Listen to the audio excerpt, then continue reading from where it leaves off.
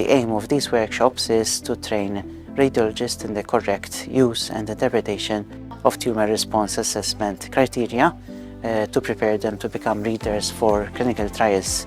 Doing such type of training, such type of workshop is extremely important. First of all, it brings people together. People are with their peer, and having a peer review of your work is something that is invaluable in order to improve the quality of your work. It's very important, of course, in international collaboration to be able to work according to the same standards. And again, when we do a clinical trial, when we try to push this standard of care, it's important that we speak the same language.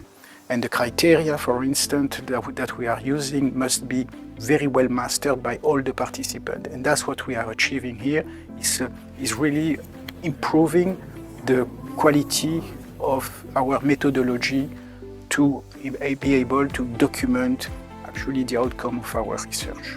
This is a yearly interactive hands-on workshop aimed at practicing radiologists and radiology residents, focusing on the criteria-based assessment of tumor response to treatment. We are grateful to Barco for supporting this workshop over the last years by providing us with Barco monitors for the use of the participants.